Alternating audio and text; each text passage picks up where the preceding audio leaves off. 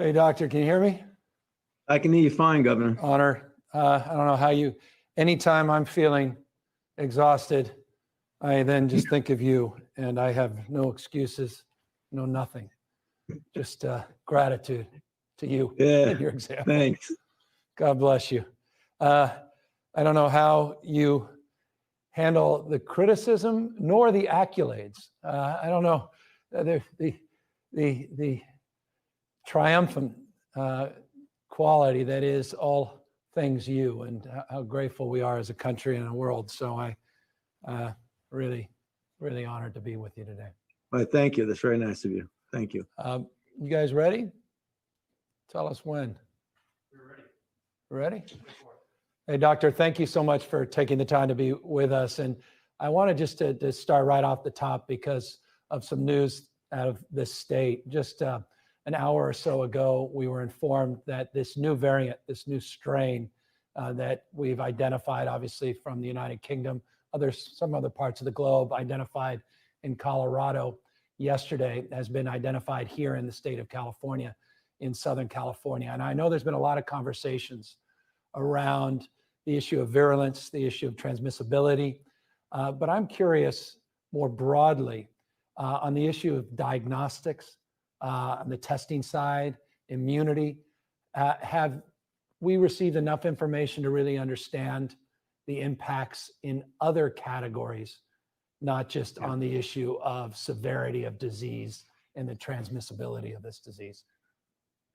Well, Governor, first of all, I'm not surprised that you have a case and likely more cases in California, and we likely will be seeing reports from other states. Colorado were the first to do that. I think you're going to start seeing it because if you have that much of a prominence of this in the UK with all the travel, not only directly to the United States, but through other countries intermittently, like where you go from UK to France, France to the United States, et cetera. Then Canada has cases. So I don't think that the Californians should feel that this is something odd. This is something that's expected.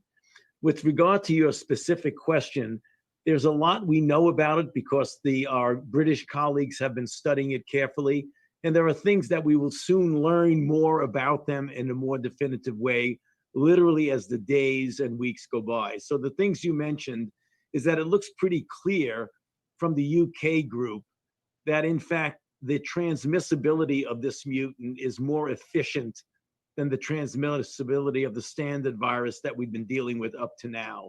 Namely, it's able to bind to the receptors on cells better and therefore is transmitted better. There's no indication at all that it increases the virulence. And by virulence, I mean the ability to make you sick or kill you. It doesn't seem to make it more strong in that regard. In addition, it doesn't seem to evade the protection that's afforded by the antibodies that are induced by vaccines. The other thing that they've noted in the UK is that people who have been infected don't seem to get reinfected by this, which means that the immunity that's given to you when you get infected is protective against this particular strain. And thus far, it doesn't seem to have any impact on diagnostics where you would miss it from a diagnostic standpoint.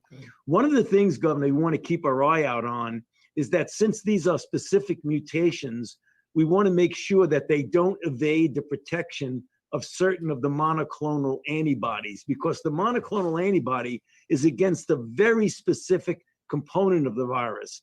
Whereas when you get vaccinated, the immune response that you make is called polyclonal, which means it's against many different parts of the virus. So even though you have one part of the virus that's changed, it is very likely that the other components of the vaccine-induced response will protect you. So that's what we know about it now, but we're following this extremely carefully.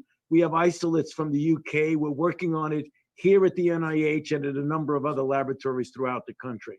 Yeah, it's interesting. California, just to level set so people have a sense, we've been testing about 5,000 to 10,000 tests a week, genomic tests, with our partners, UCSF up here in Northern California, CZ BioHub partnership. And we've not seen that strain until, again, the news out of Southern California today. But because imagine any mutation it just scares the average person. The average person hears that variation, but this is not abnormal as it relates to these RNA viruses. I mean, how do you calm the nerves for those that have nerves around this issue? Okay, so to all of my Californian friends, and I have many, they should realize that this is an RNA virus. In other words, the makeup of it is RNA. RNA viruses, they make a living out of mutating. They love to mutate. The more you replicate, the more you mutate. So when you have a lot of virus that's circulating in the community, it means it's infecting a lot of people. It's replicating a lot, and when you replicate, you mutate. The overwhelming majority of mutations are irrelevant. They don't have any impact on any important function of the virus. Every once in a while, you get a mutation that does impact a function of the virus. It appears, from what we learned from the UK and what we'll prove here, is that this particular mutation does in fact make the virus better at transmitting from one person to another. Got it. What is, I mean, of all the things, I mean, and forget the politics, the atmospherics and all the surround sound, as it relates to the disease, this pandemic itself, what has surprised you the most over this last year? What has been sort of the stubborn reality that you've had to come to grips with more often than not that really distinguishes your experience and your expertise with this particular disease? Well, Governor, I think it's something that we learned in the beginning, but we didn't know right from day one. Most viruses that are respiratory viruses, they're driven by people who have symptoms, people who sneeze on you and cough on you and all that sort of thing. What we began to learn sort of at the end of January, beginning of February, and then as we got into February, is that even though the Chinese were giving us information that really was a bit misleading. First, they said it's generally from an animal to human. It's not very efficient human to human. Then it was, well, it can go from human to human, but it's mostly people who are symptomatic. And then they began to say, now, wait a minute, we're seeing that even people without symptoms are transmitting it. And that, to me, is something that was the game changer. It was the game changer in everything we did. It was the game changer in testing, because you can't just test people who are with symptoms, because you're going to miss the asymptomatic people. Number two, mask wearing became much more important, because if you're only worried about somebody who's symptomatic, then you know who you're dealing with. But if you don't know who's infected, then everybody should be wearing a mask, which is the real fundamental rationale for saying we need universal and uniform wearing of masks. So to me, that was one of, I guess you could use the word surprising. It was a combination of surprising and disturbing. Yeah. The other thing that has really been an issue is that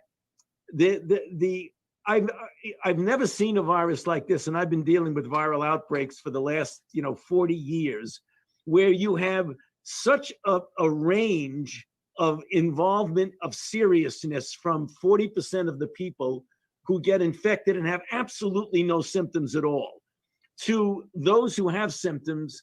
About 80% have mild to moderate symptoms that generally require staying at home for a few days, maybe sometimes a couple of weeks. And then you get about 10 or 15%, not 10, maybe 20%, 20 to 25% of the people. That's, a quarter of the people who get symptoms, get severe enough symptoms that they may require hospitalization, intensive care, intubation, and they die. Hence the 335,000 deaths that we've had so far. So usually when you have a disease that is so virulent, it can kill people, not just old people and not just people with underlying conditions, but now we're starting to see even some more younger, relatively healthy people can get involved. And I think every one of us know someone who has gotten sick and has died from COVID-19. The mystery of how you can have so many people who have no symptoms and so many people who get seriously impacted is one of the reasons why we have a messaging difficulty, because most of the people who do well are young people.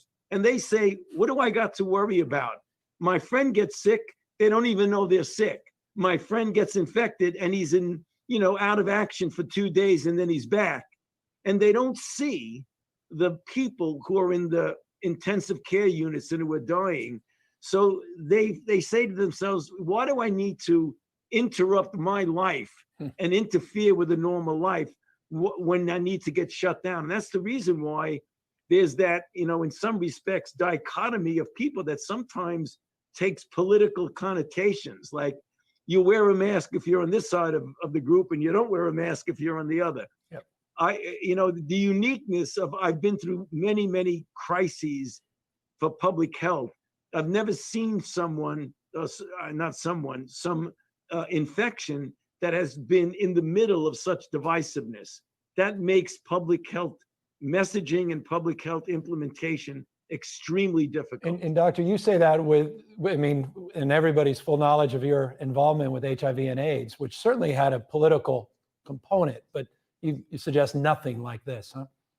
No, not at all. There was the in many respects, shameful stigma with AIDS for a while, particularly among men who have sex with men in this country. There was the lack of paying enough attention to it in the early years, when in the very early years of the Reagan administration, with all the many good things that President Reagan has done, the fact is they didn't put enough of the bully pulpit of the presidency to warn people that this is a disease that is not a problem of people, it's a problem of a virus. But other than that, it wasn't anything like the divisiveness that we're seeing right now, which really makes implementation of public health measures and public health messaging very difficult. Yeah, I can concur. I can assure you, there's no daylight in that point of view in the practical application. We're in a state that's, in population terms, is larger than the populations of 21 states combined. And with a form of government, a system of government, where we put a lot of pressure and responsibility and accountability at the local level, local county sheriffs, rural, urban, all of those traditional divides. And so you're right, the mixed messaging has been a challenge, not just from the top, but also looking subnationally, state by state, but looking within states and looking at those realities in the application.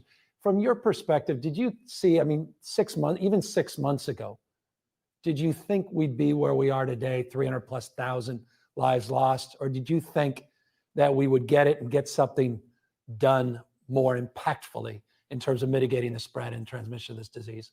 Yeah, I thought the latter, Governor. I was very disappointed. What I was hoping that we would see is that when we had the real serious challenge in the late winter and early spring of 2020, when New York was really getting hit badly and they were sort of dominating the situation in the country, I would have thought that as we came down to a baseline, we'd get down to such a low baseline that we'd be able to contain these blips that occurred. But if you go back historically and look at the evolution of the outbreak, we had the big hump, as it were, in the late winter and early spring. But instead of going down to a very low baseline, it went down to a baseline of 20,000 cases a day, which is a lot of cases of infection. And then we went along at that level and we decided appropriately that we were going to try to open up the country. We wanted to bring back the economy. So it was open up America again. Yeah. And we put together a number of guidelines that I spent a lot of time with my colleague, Deborah Birx, and others on the task force. Gateway, phase 1, phase 2, phase 3. That would have been great, except that given the federalist approach in this country, multiple states did it very differently. Yeah. So instead of opening up and going down with the baseline, we went up to 70,000 cases a day. Then it came down to 40. And then when the cold weather came, we just went right off the roof. And now we're at 200,000 to 300,000 new cases a day. So what surprised me and really disappointed me so much was that I thought if we would get down to a really, really low baseline as we had these individual little blips, we could do identification, isolation, and contact tracing, and we'd be in good shape. The only trouble is when you have 70, 80, 90, 100,000 community cases on a given day, it makes it almost impossible to do effective identification, isolation, and contact tracing. Yep. So we've been hit badly. And unfortunately, California is hit right now, currently, as bad as anybody, if not worse. Yeah, our positivity rate, not as bad as many other states, but we certainly have seen the impact in our ICUs and hospitals in certain parts of the state, Southern California, San Joaquin Valley, Central Valley broadly, and that's certainly the case. It's interesting, you talk about contact tracing, 5 months ago, we were all talking about contact tracing. We were putting together contact tracing workforce, and we partnered with UCSF and UCLA and started training workers, and we got a lot of our state staff to contribute, but a lot of folks aren't talking about it right now. And I think it's the point you're making is the magnitude now of the community spread puts so much pressure and makes almost the incapacity to substantively trace now, isolate and quarantine. Is that point the point you were making, or is that should we actually double down now on the isolation contact tracing despite those headwinds, despite the magnitude of the community spread? Yeah, I think we should try as best as we can. But the thing I think that we really need to do more of, and I've been saying this, is we need to flood the system with testing, particularly now when you have antigen tests. That there was a report recently in a scientific journal that showed that the Binex test has a much better degree of sensitivity for picking up people who might be transmissible. So I think if we just very, very much utilize that testing in schools, for teachers, even ultimately for the students intermittently, you could get a good feel for what the penetrance of infection is, and you can do something about it. So rather than individual identification, isolation, and contact tracing, which we shouldn't abandon, there's still a role for that. I think we should put much more emphasis on community type of surveillance testing so that you get a feel for where you are with schools, with prisons, with nursing homes. That's the way to go, because this virus is spread in a way that's without symptoms of many people. And you're not going to get to them by only testing people with symptoms. The issue of PCR versus antigen, and you're making a case anew for antigen testing, despite some of the false positive debates. It's interesting. It's sort of, someone described to me the difference between the tests in sort of layman's terms, like an X-ray or an MRI. We keep focusing on these MRIs, these PCR tests, when X-rays may work just for broad understanding of community spread. Exactly. What do we need to do more? Is it just, folks in positions like mine just need to make the case anew, or FDA needs to do that? Or we all, what's been the friction point on broader distribution and recognition of the potency of antigen versus PCR testing? That's a great question, Governor. I think it's a multifaceted reason. I don't think there's been one reason why we've not done it. I think it's just a gradual evolution. Now we're starting to realize some of us realized it all along, but we're starting to now putting the pressure on. We really need to do this. We've shown that when you do that kind of testing, like in universities and colleges, the ones who've done it right have a very low level of infection, where you can just continually screen. And then when you get somebody who's infected, you pull them out of circulation, you keep them isolated for a while, and then you bring them back, rather than closing everything down when someone gets infected. That doesn't work well. And we've proven that it doesn't work well. Yeah. You talked about schools a moment ago. Today, we rolled out our plan for safely reopening schools. What do we say? And I've heard some of your public comments around the importance of default for in-person instruction, for social-emotional, not just data and intellectual purpose or academic purely rote, but on the basis of also the epidemiology and the basis of spread or the lack thereof comparatively. What do you say to anxious parents? I've got 4 young kids. We have 2 anxious parents at home. That includes me. What do we say to the millions of others? What do we say to the teachers that are still very worried, particularly when you have substantial rates of background and community spread, that we can honestly do this safely? Yeah, we can do it safely. And I think there are two elements to that. One is the safety of the children, and it's the safety and concern, appropriate concern, that the teachers have. So as you know, you alluded to it, Governor, just a moment ago, my stance has been that we should use as our default position getting the children back to school and keeping them in school by putting together a program of supporting ways to prevent infection, by giving the schools and the teachers the resources that they may need to do that, including what I was alluding to just a moment ago of testing them and doing testing of the teachers and of the students in a surveillance way. We know something that we didn't fully appreciate several months ago, that unlike influenza, where the children get infected and they come home and they infect the parents, it looks now like, if you look at the school as a unit where people are versus the community and the home as a unit where people are, the children in school seem to be doing better when it comes to the level of infection than whatever going on in the community. So that was almost counterintuitive, but it's turning out to be that way. So with that as an epidemiological bit of data, what we should do is to do everything to support the maintenance of the children in school for several of the reasons you mentioned. There's so many reasons for that. Psychological for the children, the impact on working families. I mean, if you really want to get society back to some form of normality, one of the first things we have to do is to get the children back in school. Yeah, no, I appreciate it. And Doctor, I'm very sensitive to your time. Just a few additional questions. I mean, the top question we're all getting right now.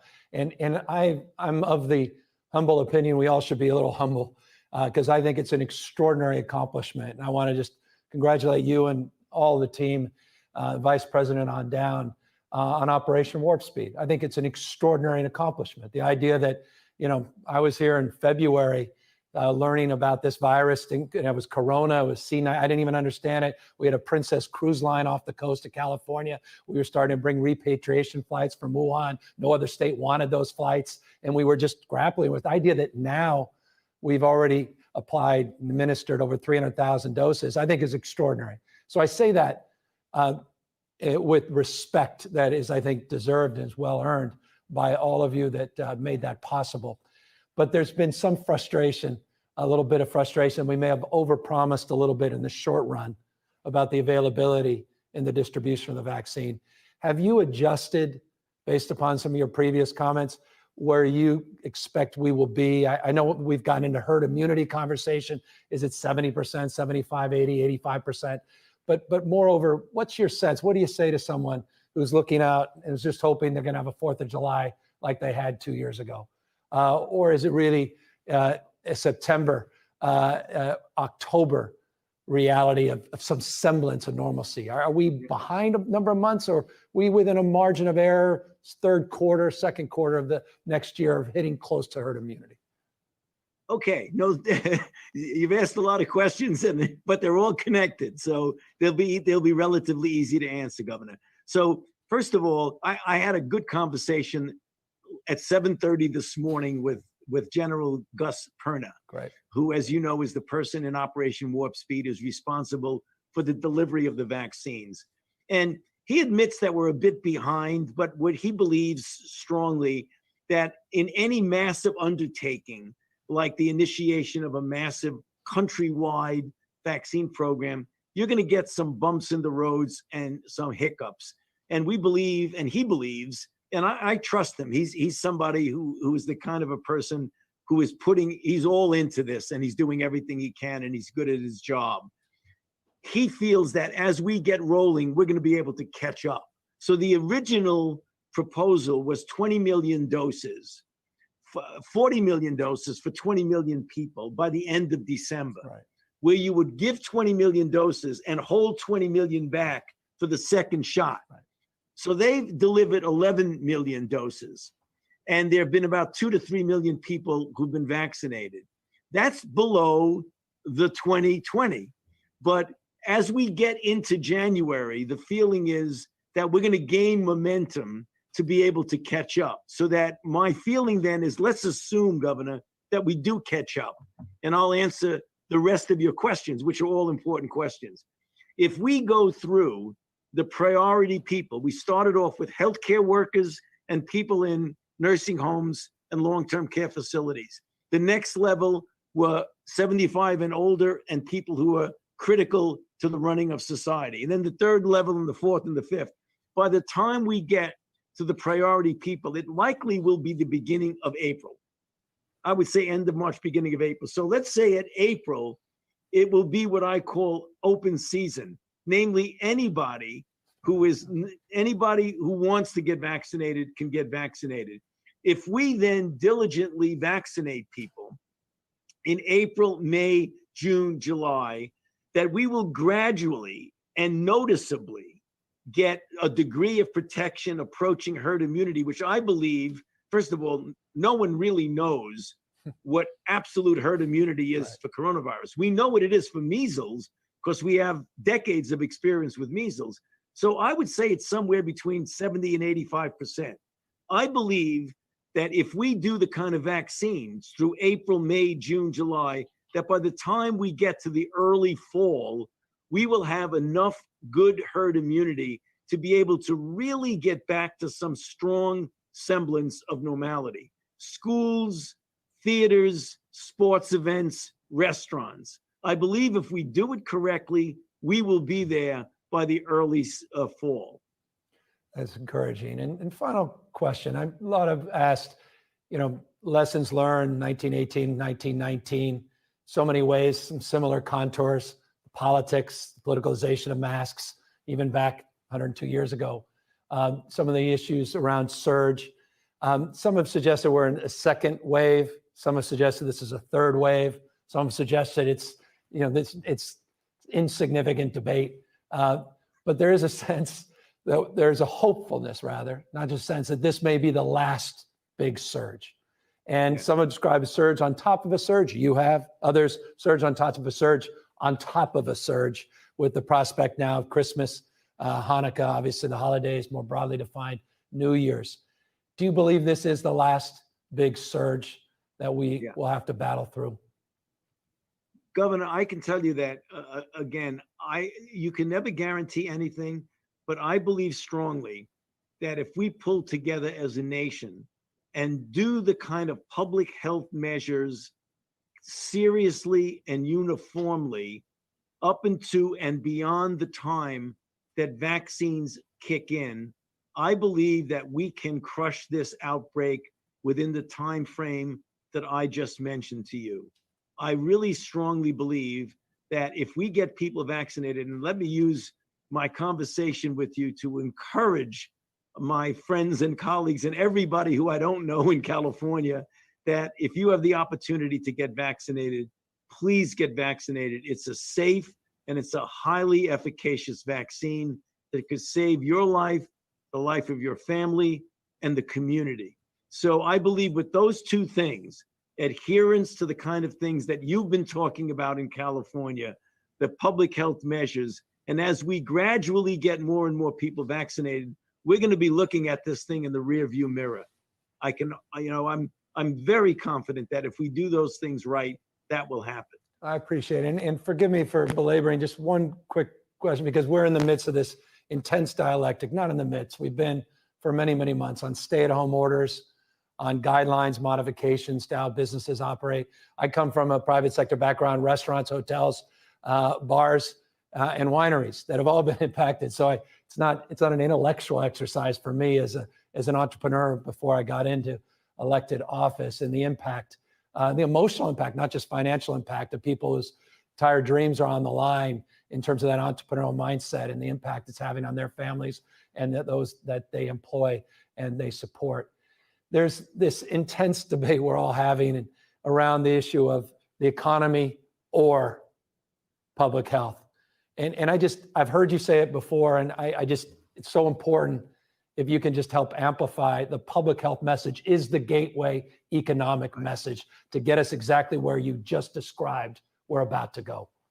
You said it very well. I've been saying this now for, 9 or 10 months, ever since we tried to so-called open up the economy again. And that is, we need to use public health measures as a vehicle, a gateway, a tool to get the economy back. It isn't the economy versus public health. It's public health bridging you to getting the economy back. That's what we've got to realize, and not say, I don't want to do this because I want the economy to open. You will open the economy when you get the level of infection down, and the only way you're going to get the level of infection down before the vaccine kicks in is by the public health measures that you have been talking about and that we all have been talking about. I appreciate it. And let me just close, as only a former San Francisco mayor can, by quoting the late, great Jerry Garcia of the Grateful Dead, who was asked, or rather once stated, that you don't want to be the best of the best. You want to be the only one that does what you do. That is a great way to describe you, Dr. Fauci, a national treasure. I'm humbled, honored, and so grateful for everything you've done for our country. Thank you. Thank you, Governor. Thank you for having me with you. It's been a pleasure to partner with you on this. Thank you. Take care. Take care.